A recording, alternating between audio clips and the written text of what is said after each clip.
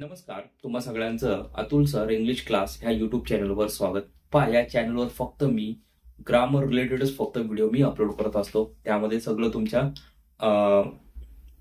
5वी पासून ते till graduation किंवा स्पर्धा परीक्षापर्यंत बघा.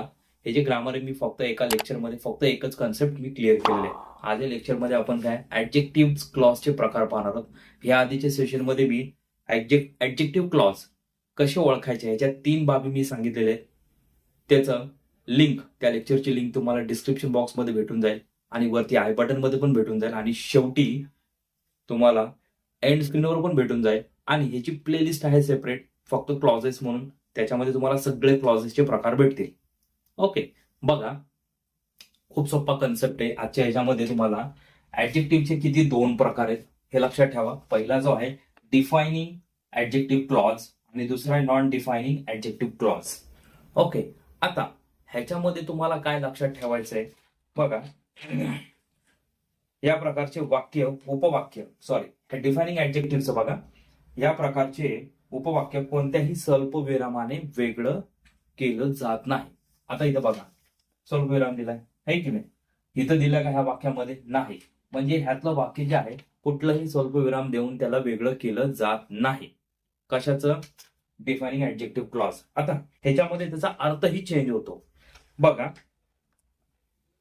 या वाक्याचा अर्थ, तू मला दिलेलं पुस्तकांपैकी काल दिलेलं पुस्तक मनोरंजक आहे.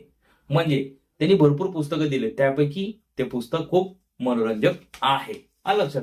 आता ह्याच्यामध्ये तुम्हाला मेन क्लॉज काय तुमचा बघा, द बुक आणि इज व्हेरी इंटरेस्टिंग, हे काय तुमचं मेन क्लॉज आहे. आलं लक्षात?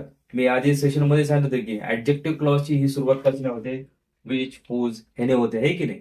बरंच आहे त्याच्यामध्ये लिहून दिलेले, पाहून घ्या. बघा, हा काय झाला तुमचा सबऑर्डिनेट क्लॉज. त्याच्यामध्ये कुठला प्रकार आहे हा? ऍडजेक्टिव्ह क्लॉज मध्ये डिफायनिंग ऍडजेक्टिव्ह क्लॉज आहे. हा लक्षात? फक्त याच्यात लक्षात काय ठेवायचं डिफायनिंग क्लॉज मध्ये, की तुमचं वाक्य हे पोटवाक्य हे स्वल्पविरामाने वेगळं केलं जात नाही. लक्षात ठेवा. त्याच्यानंतर हे बघा, non defining adjective clause. Okay, आता ह्याच्यामध्ये हे तुमचा मेन क्लॉज इथं बघा आणि हे सबऑर्डिनेट हे सांगितले बघा. नॉन डिफायनिंग ऍडजेक्टिव्ह क्लॉज म्हणजे काय? ह्याच्यामध्ये तुमचं वाक्य काय स्वल्पविरामाने वेगळं केलं जातं. फरकच आहे, इथं केलं जात नाही, इथं वेगळं केलं जातं. बघा, स्वल्पविराम दिलाय, हे काय झालं तुमचं वाक्य वेगवेगळं झाले ना, म्हणून त्याला काय म्हणतात नॉन डिफायनिंग ऍडजेक्टिव्ह क्लॉज. आता ह्याचा बघा अर्थ काय होतो. ह्याचा अर्थ, तू मला काल दिलेलं पुस्तक खूप मनोरंजक आहे. म्हणजे काल दिलेलं एक पुस्तक खूप मनोरंजक आहे, पण पहिल्या वाक्यामध्ये काय, हे काल तुम्हाला बरीच पुस्तके दिली होती पण त्यापैकी ते एक मनोरंजक आहे. हा लक्षात? असं त्याचा अर्थ होतो. म्हणजे इथं काय झाले, एक स्पष्ट झाले की एक पुस्तक. हा लक्षात? म्हणजेच आता ह्याच्यामध्ये काय की तुमचा मेन क्लॉज काय आहे बघा. Main clause same, the book is very interesting, आणि हे बाकीचं सगळं काय तुमचं सबऑर्डिनेट मधलं काय आहे, नॉन डिफायनिंग ऍडजेक्टिव्ह क्लॉज. आलं लक्षात?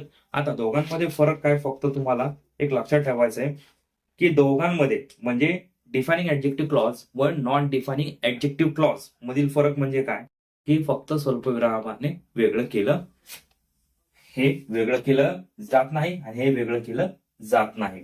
बघा, खूप सोपा कन्सेप्ट होता. यासाठी तुम्हाला ऍडजेक्टिव्ह क्लॉज कसे ओळखायचे ह्या 3 बाबी सांगितलेल्या आहेत. त्याच्यानंतर त्याचे 2 प्रकार एक्सप्लेन केलेले आहेत. खूप सोपा कन्सेप्ट आहे. ह्याच्यामध्ये काय डाऊट असेल तर कमेंट बॉक्समध्ये कमेंट करा. आणि पुढील सेशनमध्ये आपण ऍडवर्ब क्लॉज चा आपण सेशनला चालू करणार आहोत. तर तोपर्यंत मित्रांनो, जय हिंद, जय महाराष्ट्र.